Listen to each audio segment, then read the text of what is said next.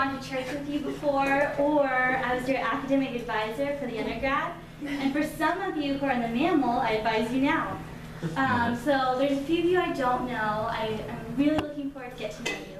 But I'm going to share you a little bit about myself. So I come from a pretty big family. There's 6 of us as the kids, and there's 3 older ones who are much older. Some of them are 10 years older, one of them is 20 years older. And the last 3 of us, I have my twin, who's Jen, and then my sister who's 2 years older, who's Destiny. And we're triplets. We look exactly the same, all 3 of us. And everywhere we go, people ask if we're triplets. And we're not. But I love looking like them. I love being the same as they are. But we do have a few differences. And they really come out as we go throughout our lives together, and they really come out in a bold way that has helped us. And one thing is, a couple summers ago, my sister Destiny was getting married. And while she was preparing for her wedding, we went out to go set up the tables. And we noticed we ran out of centerpieces.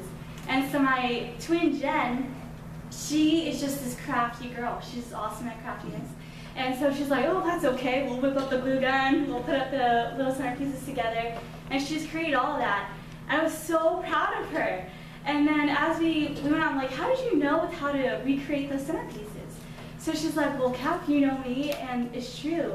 She spends all day long looking up how to do crafty things on Pinterest. She looks at all that. And while she sits there doing her crafty things on Pinterest, or she'll look up articles all the time. She knows all about pedagogy, all about English stuff. While she sits there and do that, I'm on YouTube looking at makeup tutorials, because that's what I do with my life. So I just love makeup, love hair. And I was like, wow, I'm just so proud that Jen could help Des out in this moment. And then we all go to sleep and we wake up in the morning and she gets a phone call from her hairdresser saying that she was on the road heading there, but she got in a car accident. She's not making it to do my sister's hair and makeup for her wedding. I was like, this is it. This is my time to shine. This is what I've studied for. This is what I've done for years. I've just looked and studied about makeup. I know about contouring. I can do this. So I did. I did my sister's makeup. I did all the bridesmaids' makeup, and they look beautiful. And it was my moment to shine. I thought, wow, that's what Paul was talking about when he talked to Timothy, in 2 Timothy 2:15. When he says, show yourself, like study hard to show yourself approved. Mm-hmm. That's the Upstreet Kids version of it, the shortened version. It says study hard. And you're like, okay, well that's cool. We study all the time, that's why we're here in school. But what does that mean? We go to church on Sunday, you know, what's it good for? The thing is, studying doesn't happen on Sundays. If I looked up a tutorial right that moment, I was like, okay, she needs this, okay, I'm gonna look this up on YouTube. It wouldn't turn out very pretty. I wouldn't have practice. When I got all the kinks out with the eyeliner, that's really rough. It wouldn't have happened. It just doesn't happen on those one Sundays. And also, it doesn't happen in moments of crisis where we're like, this needs to happen now, we need some pieces done. So it just doesn't happen then. That's when you need to have already had the studying complete, right? So it doesn't happen then. So it has to be ongoing, right? But you're thinking, okay, why? We have the Bible. We can just look it up, you know? We can just, okay, well, I'm going through a love challenge. I'm going to look up the back. Okay, it's over here. You know, we can look up Corinthians. But no, one of my students, I teach the high school girls group also at church, and she asked me that. She was like, we have the Bible, Kaf. We don't need to learn these memory verses.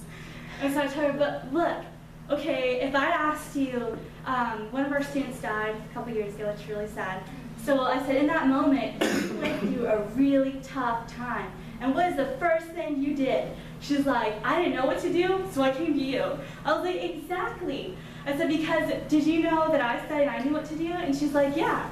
So I said, but what if you read this? What if you studied? Would you know what to do? And she said, yeah, I would have. Okay, I get it, Kaf. I'm sorry, I always love when they say that.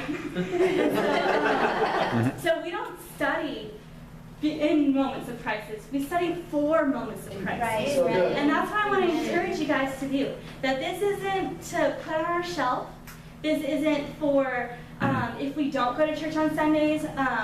If we can ask our friends who we know are Christians, it isn't for that. It's for us to put it away in our hearts. Right. So that when times of trouble come, we know exactly what we're doing. We know exactly what God is saying. Amen. So I just want to encourage you to that. Don't grow weary in that. Know that God has given us this for a purpose and use it. Amen.